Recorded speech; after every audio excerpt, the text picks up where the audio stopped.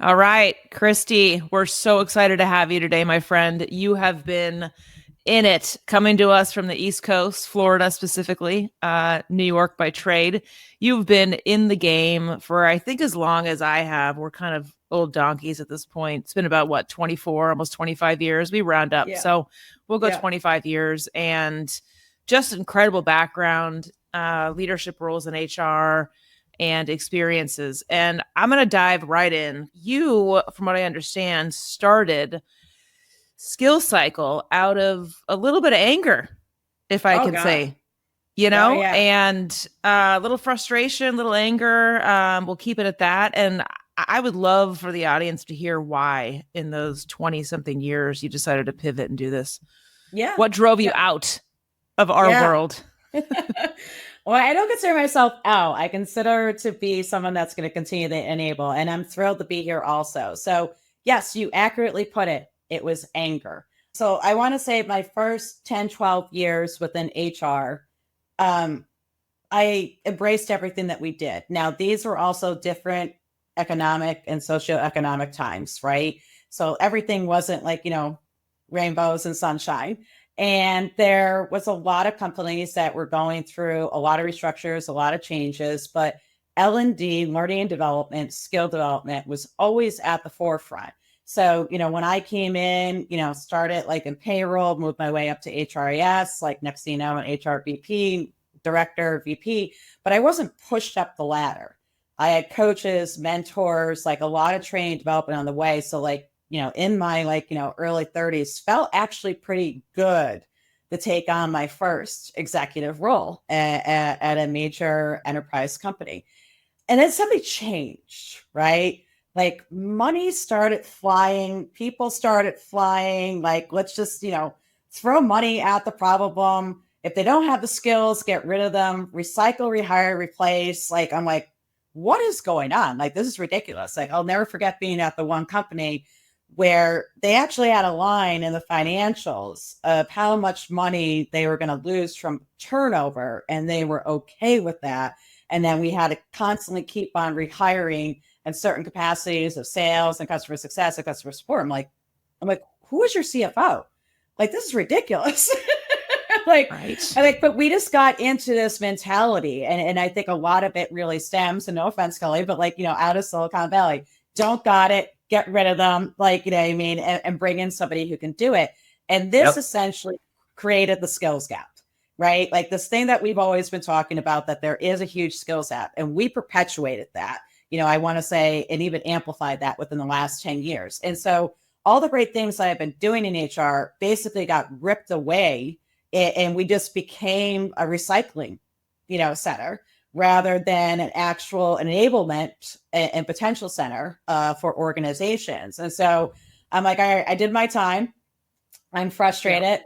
I've made a lot of money. We were in New Yeah. York at the time. I took my husband over to, we lived across the street from, Central Park, got him a real good bottle of bourbon, got a, bottle of wine for myself. I go, sweetie, I'm leaving corporate America. And, I was a breadwinner also. So like my husband's like, looking at me, and just like, I'm done.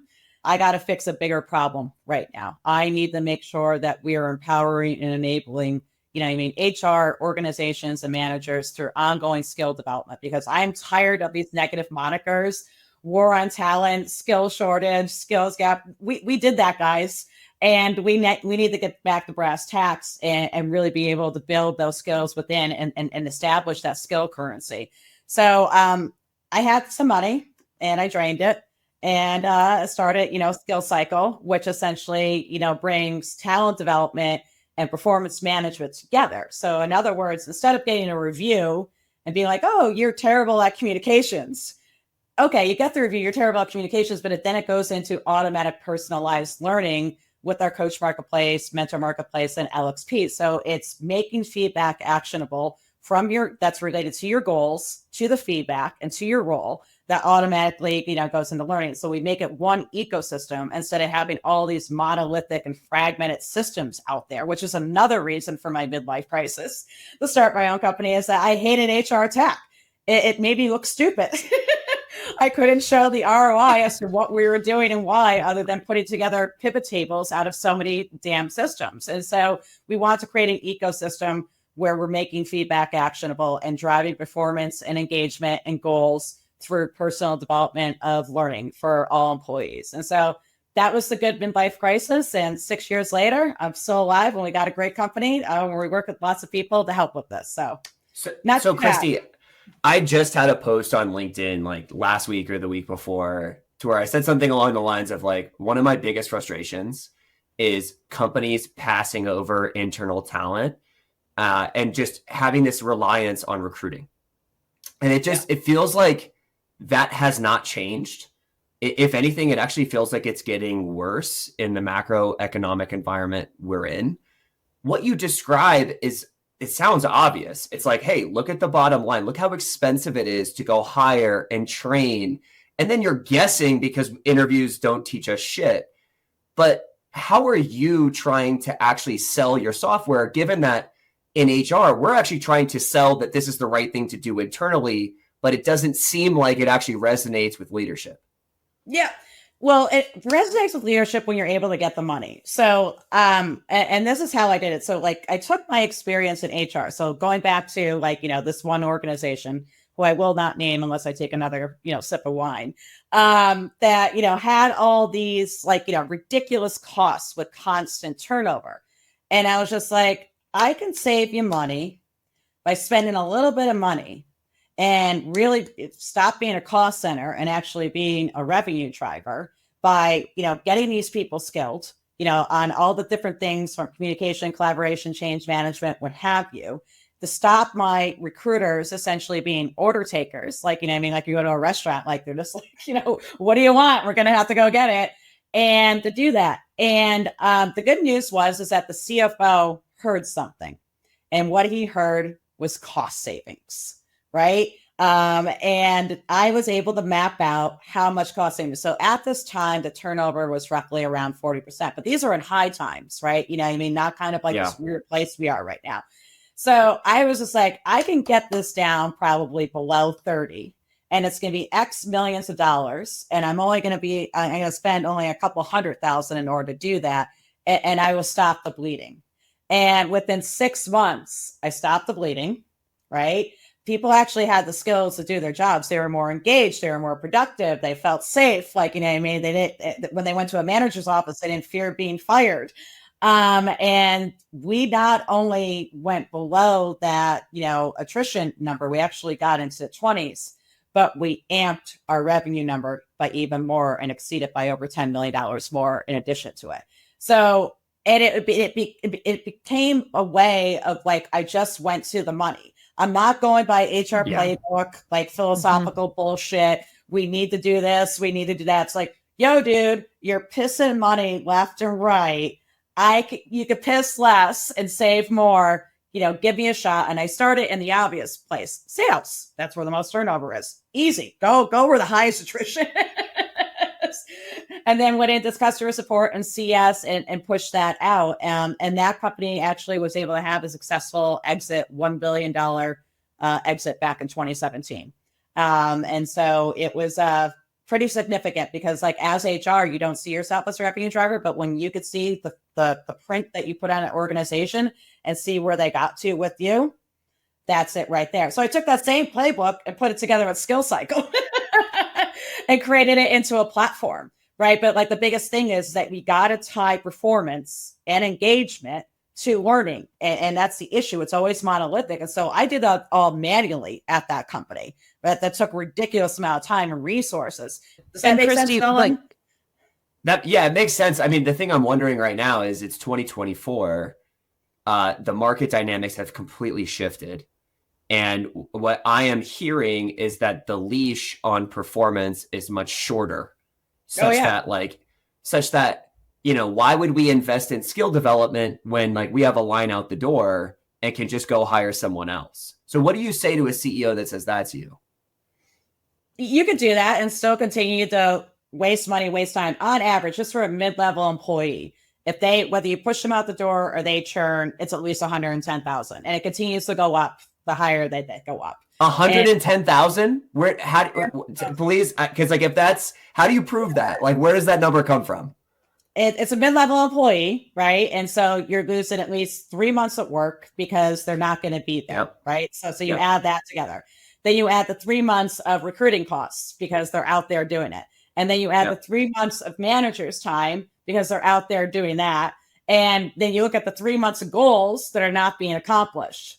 It adds up pretty quickly. And the higher the salary of the individual, the higher the number goes up. That sounds conservative to me, actually, Nolan. Yeah, it is. But like, I'm doing my brand. That's the thing.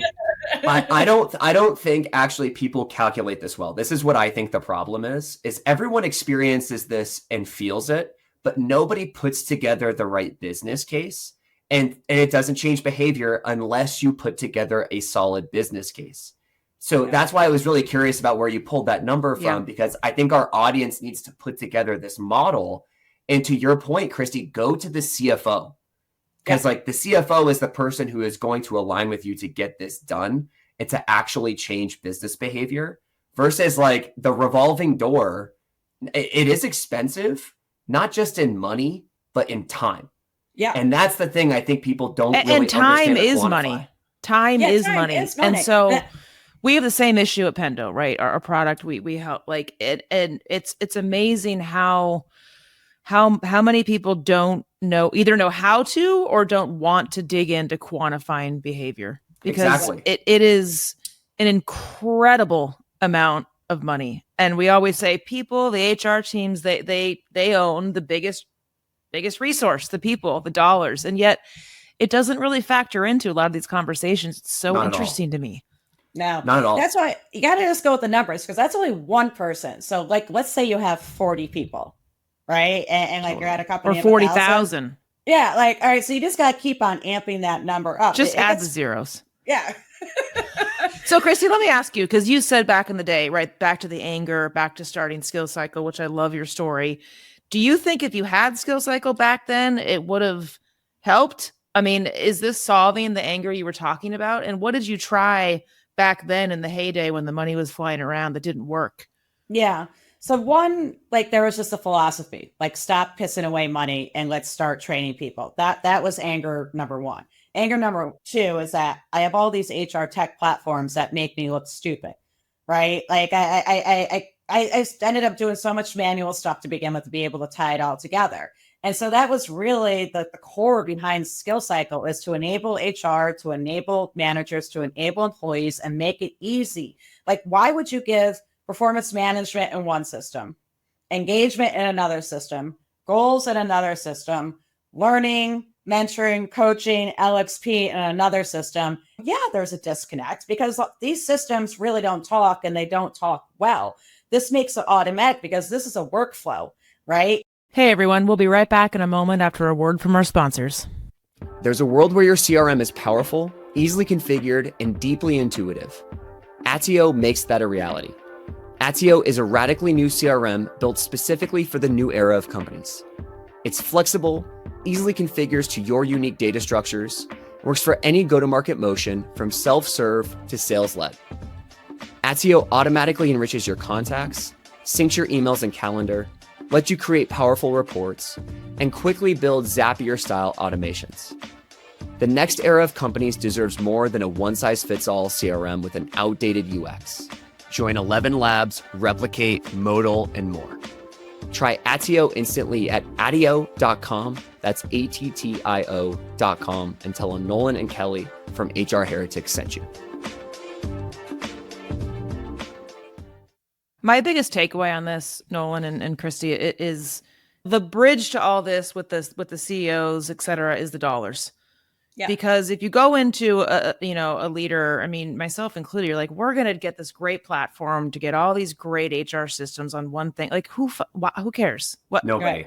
Nobody cares. And right. That is a lot of navel gazing. It's a lot of geeking out on stuff that we like and we care about, but no one cares. And those dollars, to your point, is the way to bridge those languages. I still think it's really hard to quantify at some companies. Like if I go back to my time at DoorDash, we're growing so fast. You're literally putting the plane together while you're at 50,000 feet. And so a lot of these things, like the metrics are not available and you're kind of guessing. Right. And, you know, because I've always had this perspective that, you know, if you have somebody in the business that's performing well, you should invest in them because they have the context and relationships. We already have the data on them that they're going to perform well. Like, it's obvious, right? But it just doesn't happen at hypergrowth companies. There's Andreessen Horowitz says you should hire for the next 12 to 18 months. And I think that's actually a prevailing wisdom amongst tech CEOs, is that like, well, like, you know, they're not growing with the company, so we just hire above. And then I used this term the other day with you, Kelly, about like, then big company Bob comes in, who has no fucking context on the company, who has no relationships built, who wants to come build an army and just completely destroys the culture and slows everything down. But you can't figure that out until after the fact. And so that's the thing I'm thinking about just with my lived experience. Is it is a lot harder, I think, to actually prove the business case when you're in the trenches at a growth company. Well, I mean, it becomes automatic. Like, that's the enabling part of it. It takes the guesswork out, right? It's just like, because like, you know, we went with the philosophy, like, you know, like, let's pick on 9 boxes. These amount of people are going to only get us through, but that's only like, you know, one egg out of the whole basket, right? And if you're going to be leaning on a few eggs, your basket's going to break. And so it's really about enabling the entire workforce. And so that becomes automatic. They get feedback, it becomes actionable. They're able to deliver, get those skills, as long as they have a growth mindset. Not everybody's going to have a growth mindset. But it's like, screw this feedback, I'm out. Those are the people that you chop, right? And even if it takes people longer to learn something to get to a goal, it's still quicker to get to that goal than having to recycle and replace. And that's where the metrics become very, very clear when you have it in an ecosystem and a workflow, instead of all these just like monolithic processes that we just do for shits and giggles, right? It's about taking the processes and bringing them alive. That's interesting. I do think it depends, though. I mean, I have a slightly different take than Nolan per usual. Like, I think it depends. It's all about timing for me. It's all about what does that business need at that certain time, and where is it going in the next 12 months, and what does that hockey stick look like? Is it flat? Is it hot? Like, it really depends on the situation and the person, and it might be different in different phases of a company. It does. The other thing, Christy, I want to ask you is, so I'm a big, as I mentioned, I am a huge believer in investing in employees. Mm-hmm. Yet I was told a story one time from a reference call, and it's stuck with me ever since. And I think this is very true. This person was in a director role, and I was checking a reference call to be like, why did they never make it to the VP level at this company? They were there for 3 years. It just like didn't add up. And I had a great interview experience. And the reference said, well, Nolan, have you ever been to a family reunion in which like you go and see your uncle and your uncle's like, oh, it's little Nolan. And you're like, I'm a grown man. Like, don't call me little Nolan anymore, dude. Humans have this bias to when you first meet someone, you anchor to who that person is at that time, and you don't actually see their growth, even though they're growing in front of your eyes. So, Christy, I'm curious to get your take on that, because it's once someone told that to me, I started to see it everywhere. And I think that's one of the reasons why companies prefer to pull the recruiting lever as opposed to investing into employees. Yeah. Bias becomes the reflection, and reflection becomes the reality. And that's one of the biggest things that we're developing now, right? Because like, and often bias is with fixed mindsets. You know, the way that I looked at it when I had my midlife crisis is, how do you educate the asshole out? It's really about that, because like we had this thing where social media took over everything, but inference and critical thinking went out the door too, right? And so it's really bringing back some of the brass tacks that you need to be able to work with people, communication, change management, EQ, situational leadership, that, you know, nobody wants to invest in. They just want to continue to do the same thing. But if the same thing that you're speaking of, Nolan, was really working, then why are we in this climate right now? Right? You know what I mean? We're like, last year sucked. You know what I mean? For a lot of organizations, you know, we're actually getting back to the climate that like I grew up in 2 recessions, like, you know what I mean? And you need to hold on to your people even more than that. So if those things are working, then why are we in the climate that we are right now? You can only blame politics to a certain extent. Like, this comes to the macroeconomic things of the capitalist society that we live in. So it's not working. It's why burnout is happening. It's why, people don't have the skills that they need to do. We just can't keep on passing the buck. And so, with a lot of the industries that we're working with, to be quite honest, like they've tried it all and it didn't work. And now that this is where they're going to, and it's becoming a safety net for them. I think you're right with later stage companies. I pulled the numbers this morning. Since the beginning of 2022, 477,000 tech workers have been laid off. Mm-hmm. And so I think you're exactly right with later stage companies, post-IPO companies that have been around for a while, that have seen this sort of thing before and know it's obvious to invest in your current staff. For whatever reason, I don't think pre-IPO tech has gotten the message. And that's the majority of companies we work with. And that's the majority of companies that they work with because they can't afford to make a bad bet. And so I agree with that. But I would love to know the CEOs you're talking to, because the CEOs I talk to just get so drunk on recruiting and just love to recruit. It's like the thing that they want to do. And look, just to go back to what you said, a lot of these companies are very real. A lot of them are growing. Valuations are down because interest rates are higher. And I think that is just a macro thing. The other thing is that, we did overhire for the last 5 years, and that's coming down, which is giving people the perception that more great talent is available on the market. I actually think that is true. The thing that I'm seeing right now is L&D budgets are getting hammered. Like, we're cutting L&D staff, we're cutting L&D tools. And so how do you convince somebody who is making those cuts that this is the right thing given that moment? Right. Well, first off, we're not L&D, right? L&D is the output of performance, and we're tied to performance that creates, L&D Smart. Initiatives, right? Smart. And so, yep. We're tied, like, we have goals, we have performance engagement, and that all ties to learning. And so it becomes that ecosystem. We are just not some side thing, which always happens with L&D. Oh, we have a problem. Let's throw some training, dollars at it. Exactly what happens. Yes. Yeah. So, like I said, a majority of the companies that we work with within, our ideal customer profile, are starting off at 50 employees, going up to 1,500. And because they're seeing a lot of growth, they're going through a lot of pains, but they don't have the deep pockets of a lot of these enterprise companies. They have to conserve their dollars, and to be quite candid, they have to conserve their people. And so what we're seeing, especially as we sell into more COOs rather than CHROs, is that this is a very clear productivity tool, that they could see the results of the goals, of the engagement, of the performance, and then how it ties to learning, and to be able to continue to amplify and optimize where they need to be able to do better and to be able to get those results. That's very clear. It's not an assumption anymore. It's right there in the face. And so when it goes back to decision, like, we'll just say Bob, do we keep Bob or do we let go of Bob? And it's just like, nope, like, it's very obvious that we should be keeping Bob, then, letting him go. And so it's a safer bet for them than to take the risk of firing, rehiring, money,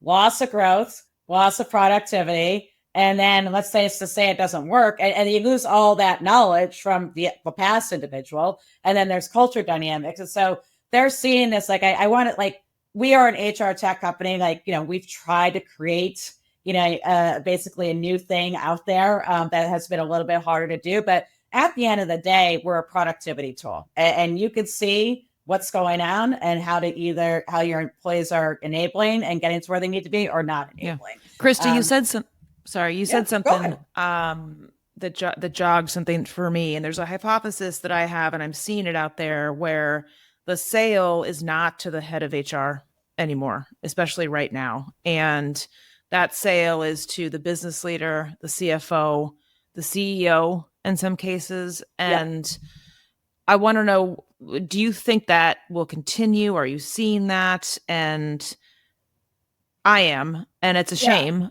but it's real. And I'd love just to get your take on that. My take is threefold, and one is going to totally date me. I listen, now that I'm not selling and, we have a larger company, I still listen to all the sales calls because I was the first seller when I started, Skill Cycle years ago. And what I've seen is that the HR, even with a C or a V in front of their name, people are very green because they grew up in the heyday of the last 10 years where money was just flying and all they did was just hire, right? So they're basically incognito recruiters. Now things have become real where money doesn't grow on trees and they don't have that overall business acumen and knowledge as to what they should do and why. They're very task oriented instead of being strategically oriented. So I see a huge skills gap within HR, and that's part of the things that we're making sure that happens with Skill Cycle. And any company that comes on, we're ensuring that the HR person is also part of that process, even if they're not the buyer, that they're getting the development that they need.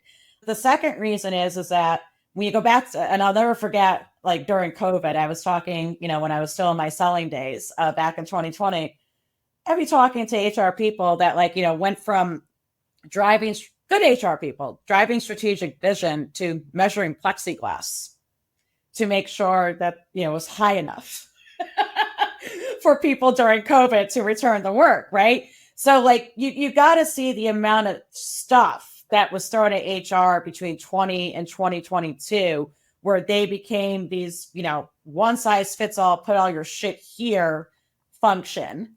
I thought that was a metaphor for a second, and me too. No, it definitely was not.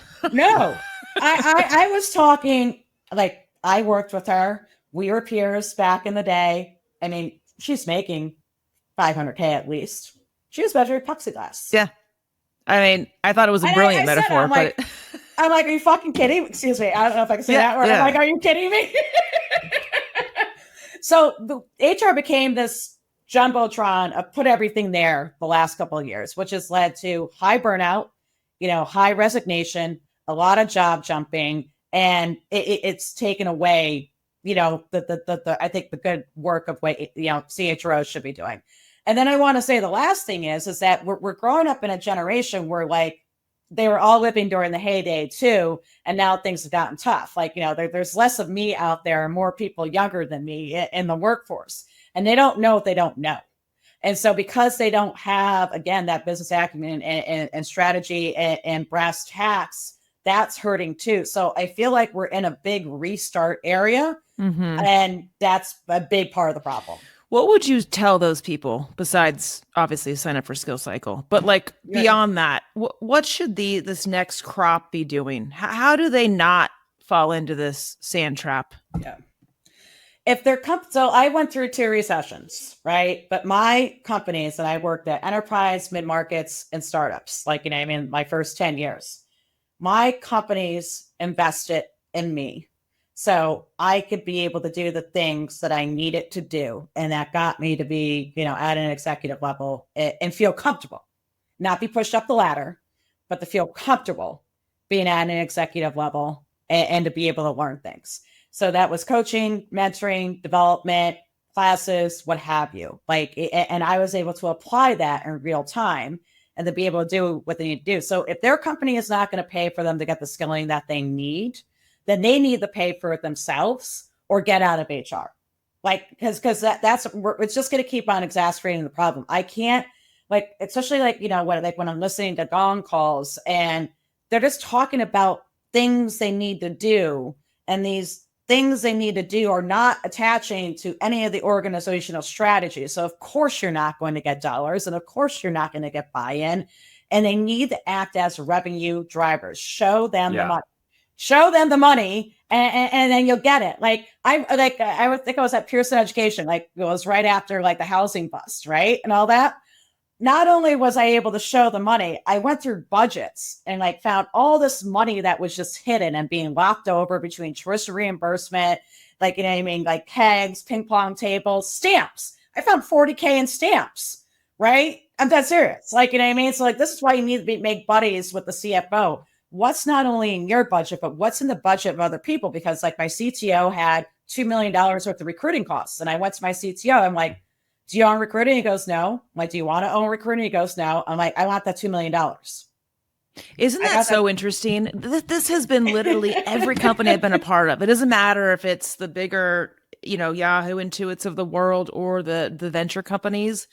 Mm-hmm. It's always kind of a mess. And And I say that in a good way, meaning there's always opportunity to get in there, get your hands in there, find creative pockets, do math to present points of view in business cases. And I really believe that a lot of it is just a belief or a wrong belief that all this stuff is buttoned up and it's armor and you can't get through and no one's going to listen. And it's like clay. They don't know. Wait. I'm just saying that there's a lot more room out there than I think a lot of people, especially HR people that like to please others and follow rules. No. But you lose relationship capital. That's what happens. Well, Nolan, you and I talked last week. There's always a way to do things. So how do you say you lose relationship capital? Because when I took $2 million off my CTO, I go, is it your goal? Because if you want the recruiting goal, I'll give you the recruiting goal. It goes, no, I don't want the recruiting goal. I'm like, then give me that money. No, that's your story. What I'm saying is, so Kelly, going back to your original question, which is why are chief people officers and CHROs no longer the buyer for these types of decisions? Yes. And I think the answer is because they aren't tying their buying decisions to the business. Right. And if you keep doing that, and you're taking a step back, like everyone knows the biggest line item on the P&L is people. Yes. And so what I think has been happening is CHROs are focused on the touchy-feely stuff. They're not focused on the P&L. And the more you do that with other business leaders, the more you lose trust and the more you lose relationship capital. And then you start losing decision-making power. Yeah. And so that's what my point is. That's what I'm seeing is like COOs and CEOs being like, we don't trust the chief people officer anymore because they don't understand how the business operates. They don't understand like why we're doing what we're doing. And so we're not going to let them make any more buying decisions. And we're going to treat that like a cost center. And that's what's been happening. Yes. Well, that's and it just takes once. Not only that, that's been happening for a very long time. And people who gravitate to that, come to me, talk to me, kumbaya, I'll listen to your bullshit thing. Like when I went into HR, I did not want my door to swing. If people were coming in my door left and right, I was like, the only way to stop this. Yeah. If people are coming in left and right, my door is swinging. I am not doing my job. I don't want to hear your bullshit. Okay. Like that's not what I'm getting paid for. That is incredible. I don't want my door to swing. I don't want my door to swing. No, that's it. And that's okay. How do you get away with that? Explain how you get away with that, because I don't think that like for the HR people that I talk to, that's not allowed. Like that you have to be on the, you have to have boots on the ground and talking to employees all the time. It's talking to employees, but when I'm talking to the employees about the same shit every single day, you're just wasting my time and you're wasting your time. And by the way, I'm not Dr. Phil. Okay. So like I've aggregated from my swinging door that everybody sucks at communications, right? And I have a morale issue and I have people that don't know how to do their jobs issue. And this is why we need to apply training, because not only are they wasting my time, they're wasting your time when they're sitting in my office for therapy. I don't want to do therapy. It's not my fucking job. Okay. Like I want to produce. And so when my door stopped swinging was a good factor as to I was producing and I was making that. And so like that HR goes into that default though, when they don't know how to solve the bigger business problems because they still find themselves to be useful. But then this is also where HR could get in the way and lose their trust. And not only that, HR could become toxic. And that is a very fine line. And so 100%. I feel like we're talking to Patty McCord in episode 1. Hold on, say more about toxic. I want to hear about toxic HR. When you have 100 people coming in your office saying they hate working here, and you're saying, yeah, you're not helping the problem, right? It's having 100 people coming here. I'm like, okay, I hear that this is a communication issue. Have you talked to your manager? What are we talking about L&D dollars? How are we applying this to your goals? Like, you know what I mean? It's again, going back to the complaint and attaching the complaint to the overall business strategy and the goals and the roles that they play. And then taking the culmination of, complaints and therapy and grinding that together in data and then matching that up against the engagement, stats and then the performance stats and then the attrition stats and then being able to tell the story. and then seeing how much money we lost just so people went out the door, never mind how much money we're losing with people that are here. And what was that bullshit term early in the year? Quiet quitting. Yeah, people have been quiet quitting for years. You just coined it. Okay. Like, like that's all it is. So they've been quiet quitting for years. I'm just going to do bare minimal, like whatever, but you're losing money inside too. So take the money that you lost outside, the money that you're losing inside, combine that together, put forth the plan that, yeah, it will cost a little bit of money, but it will still be a fraction of the money that you're already losing together, and then get that buy-in, and then go into all your, so like, for example, like the swinging door, like I happen to be a lot of salespeople, went to my head of sales and was like, I am tired of seeing your people. What does your budget look like? And what can I take out of your budget to stop this problem now? Oh, they have all this traveling costs. Oh, they have conference costs. Oh, they have learning and development stipends. Like mine. Do you want me to help you? Yes. Great. Let's go. Yeah. I think you bring up actually a really nuanced point that I think we've hit on before, Nolan, is the role of this function, and not saying that we're not supposed to listen to people, but the toxicity and the unproductiveness can come in with how you listen and how you respond to that information and what you do with it, and how you use that power for good, not for let's keep it going and come back and let's keep talking about it and let me help you wallow in your own self, and spinning that in a good way, and then tied to the business to let's face it, to stop it, not continue it. And that is something that I don't think is consistent out there. It's Christy. Hard. HR has to be objective. You're still an employee too, right? Yeah. So if you're going to be an employee, make some money rather than creating problems. Yeah, and this is something Nolan and I will do a segment on, but it gets to a belief, and then I'll shut up, that I have, and I've always told my teams this: like if you're spending the majority of your time just listening to employees complain, you're going to get screwed. You're ousted. Like you're behind the 8 ball. Like that is a necessary evil, and not saying you shouldn't listen to people, but the game is to get out in front of it and make that the smallest amount of your pie chart and how you spend your time as possible. Because once it goes beyond 50% plus and that stays that way, you're done. I agree totally. So I think that's a perfect transition into engagement surveys. So I happen to loathe engagement surveys because of what Kelly just said. I think they are weaponized and they serve as a forum to complain about things. And then ultimately, like, the engagement survey is like, here's my list of demands that we would like done in the company. Christy, educate me on like how we solve that problem, because I do feel like a lot of chief people officers are like, okay, we wanted to bring in the engagement survey to get real data, and now it's being weaponized by our staff, and they're getting together and like, let's complain about these things, because then the leadership team's going to have to talk about it, and it's a bunch of bullshit. Right. Well, I think we got a nomenclature issue. Like what you're describing, and I only say this because I'm old and I've been in HR for a long time. Sure. And a true engagement survey is based on goals and productivity of the organization and asking questions around that. What you're describing is more of a pulse survey, that I think is important to understand the pulse of the organization.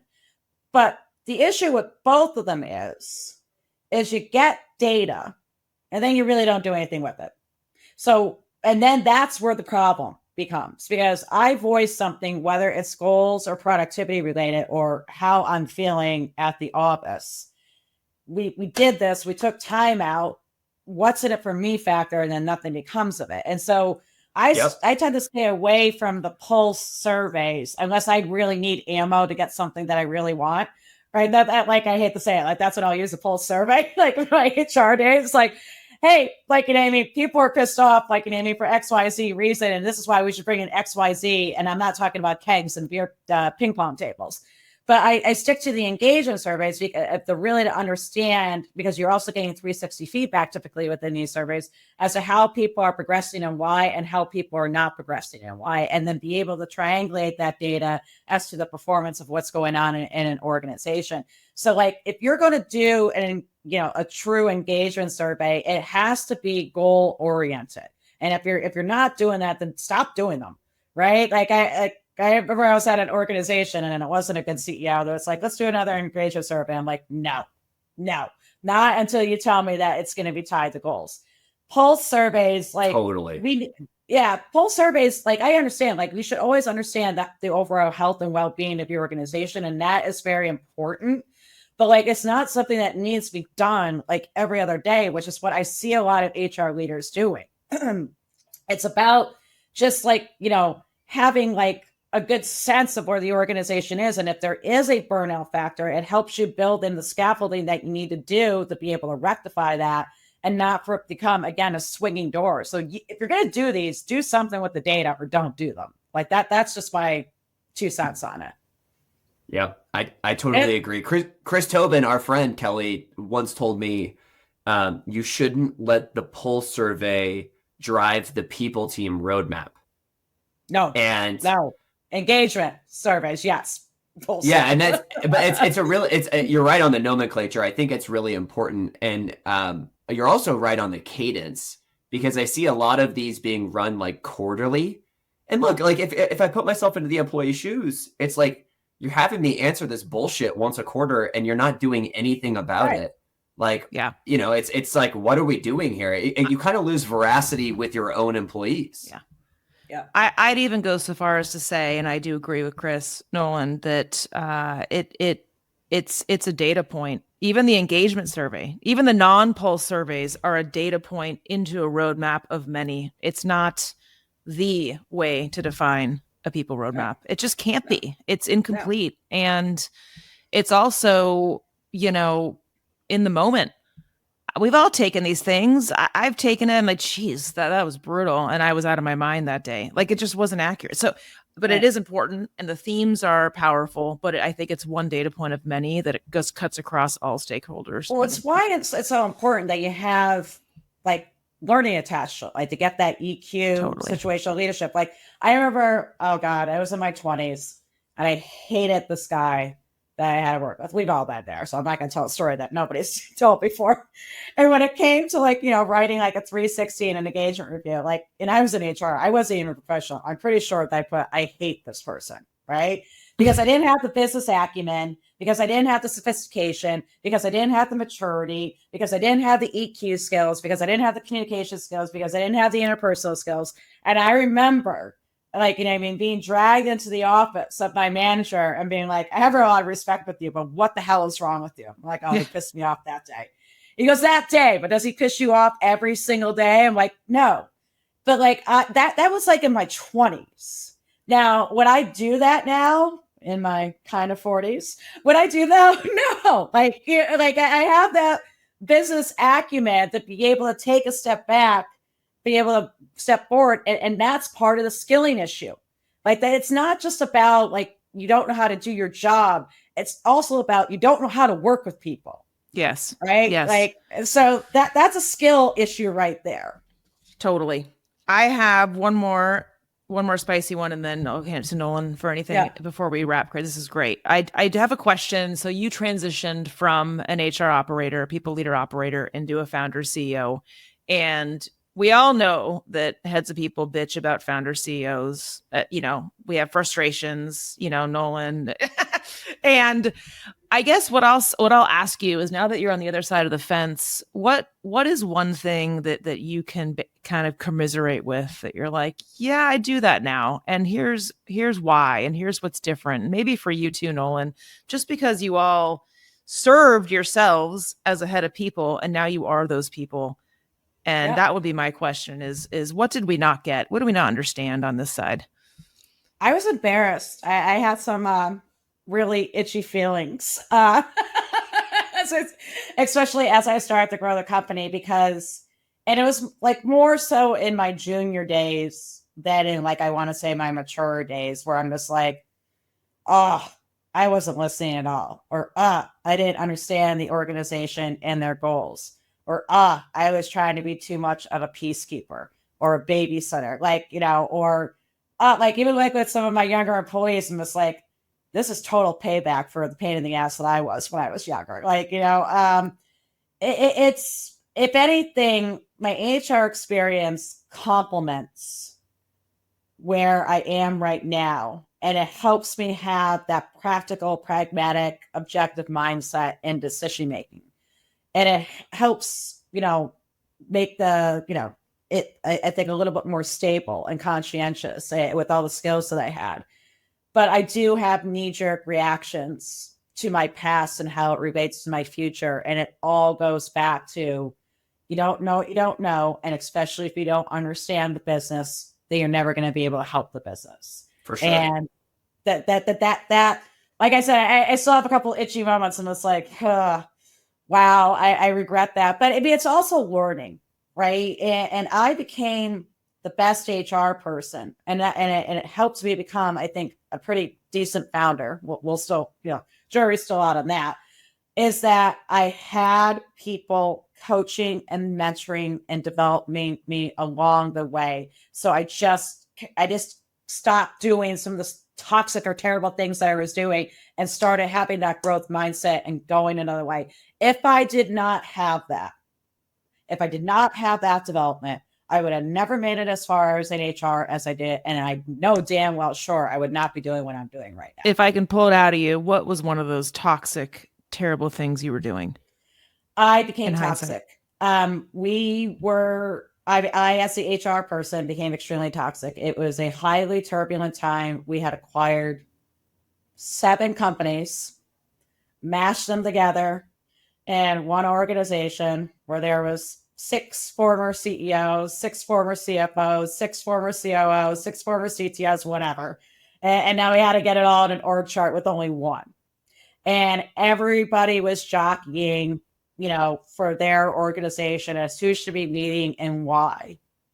And I got rolled into it. And when I look back at it, I got out of it because I operated from strength. That I had my CFO and my CTO and my head of sales, like basically comes to me and they taught me the expression, the juice is worth the squeeze with you. I'm like, is that a positive thing or a negative thing? Like, please tell me, right? They're like, you have the business acumen, you understand the dynamics, like you understand what needs to be done. And it was actually them that said, you need to stop the revolving door of HR right now.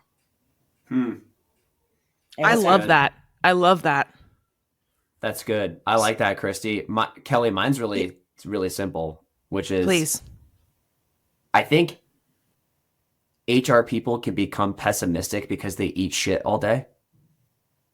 They just have to deal with all of everyone's problem.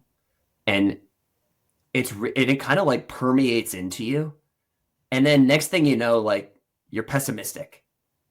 And this is a function of me maturing as well. But our new value, and this is me as a CEO now, is pessimists suck. We only work with optimists.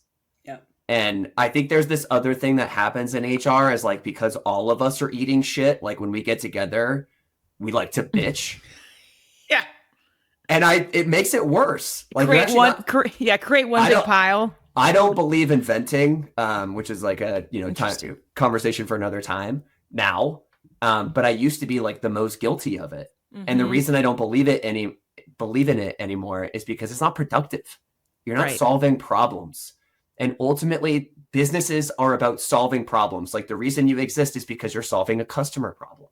And it's really hard to grow your business, regardless if you're in venture-backed tech or you're starting your own company. And so the thing I've learned being a CEO is just be an optimist. Life's too short. Pessimists suck. I love both those answers. And just to wrap us just on the other side still and not in your seat yet is, Christy, I wish more leaders and founders would have the courage to have those conversations with those HR leaders because they fucking don't. And then that becomes toxic and they start to work around that person. The whole thing goes to shit. And Nolan, I totally agree with you. We do tend to, take our piles of shit and create big piles of shit and talk about them. And it's so funny. I've always tend to gamify this just a little bit. You got to keep it how much shit can I keep off the plate?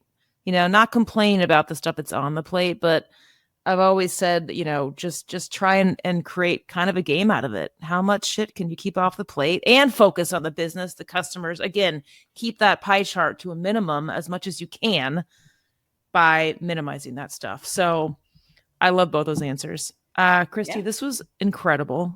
I can't wait to join you on your fun. show next week, and enjoy your glass of wine, enjoy Florida, and we will talk with you soon. I'm certain. Thanks for the time, Christy. Likewise. Thank you, guys. HR Heretics is a podcast from Turpentine, the network behind Econ 102, Moment is Zen, and Turpentine VC. Subscribe, 5 stars, share it on Apple, YouTube, Spotify, anywhere you get your podcasts, all the things.